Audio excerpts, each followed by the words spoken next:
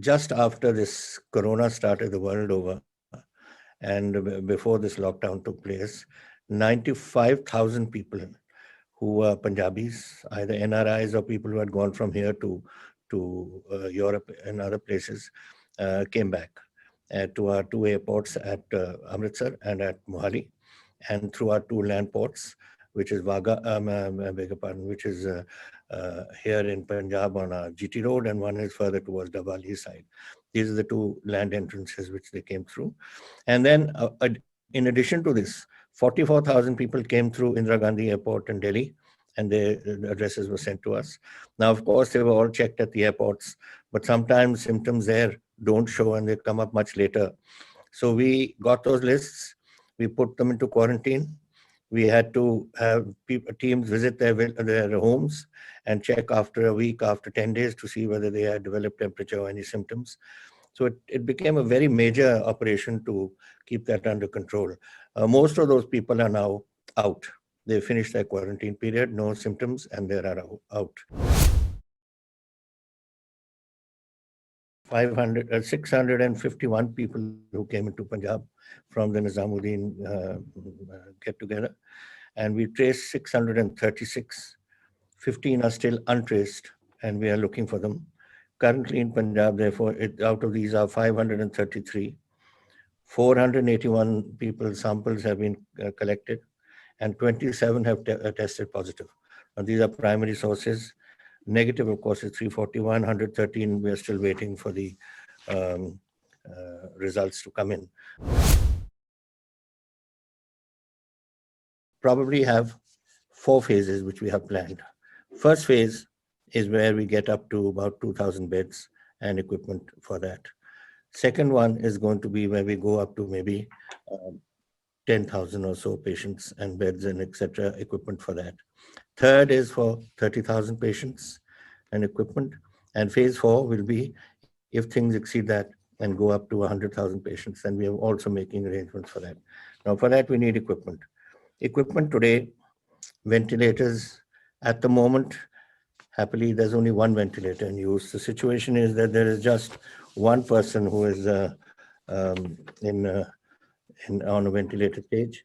2 of them are on the pre-ventilator stage where they are only requiring oxygen, and the rest, of course, are in bed in isolation wards. But as to the equipment situation, we have got 81 in government hospitals. We have which are operational, out of which operational are 76. Ventilators in private hospitals are 358. Total operational ventilators are that adds up to 434. Government has procured 8 already and 93 on order. So we will have roughly over 500 ventilators available to us if a crisis does develop. The N95 masks, we have got in stock 62,000. Fresh orders have been placed for 270,000, and total available stock at the moment, including 3792 of the new lot that has come in, adds up to 66,000. So we are not short of those. Similarly, the triple layer masks, we have gone to 32 lakh we have already got. So that is not going to be a shortage for us, though we have placed an order for another 2 lakh so that we can keep something in stock. So we should have 35 lakh of those masks in stock with us. PPE kits, luckily for us, there have been some manufacturers in Punjab who have been able to make these PPE kits, and they have been further tested out in the government laboratory in Bangalore and given their approval.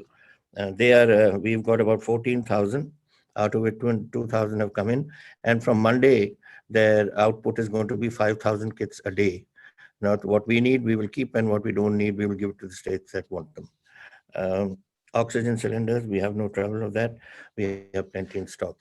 Medical staff, what I did do, I made an appeal to all those doctors of government who had retired during the past 3 years, doctors, matrons, nurses, etc., paramedics, and I'm happy to say that more than we required, we got people coming in to say that we want to do this job.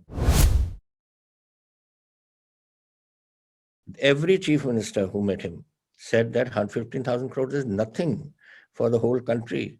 I mean, we've got a huge country with a 1.4 billion population. How can 15,000 crores be enough to look after uh, to give money for control of this infection when you're saying that 80% of India may get affected by it? So what is 15,000 crores? I think the chief minister there, many of them said that it should be 150,000 to 200,000 crore, if I remember correctly. Those are the figures that uh, appeared in the press. We had 6,700 crores pending there with government of India. Right from October till now, they hadn't sent it. Now we have, in the last days, we have received about, what is it, 3,700? 3,700 crores we have received. So something has come in after my letter to the PM. So we are grateful to that, but we still need more money. This is only our money coming in for normal handling, normal giving salaries and running the state. What about assistance to us for the disaster which is coming? We have we have to, we are giving people food. We are living, they are getting rations free. We are getting all this, but that has, somebody has to pay for it. I'm making 10 lakh food packets which are being distributed. Our police is doing it on their own. They are collecting and doing this. There are a lot of NGOs who are doing this. I heard a Major General Taneja from Jalandhar rang me the other day. He's doing 50,000. So NGOs are all pooling in, but eventually the responsibility lies with government, and it is our duty to see that food is arranged. And we are giving everyone food. Our blue card holders, for instance, we are giving 6 months food straight away. That we are authorized to do. But those people, I've got about, in Ludhiana alone, I've got about 10 lakh ordinary laborers who should wanted to go, who've come from Chhattisgarh or Jharkhand or Bihar or wherever, who are sitting there, and we have asked our industry to look after them, and they have.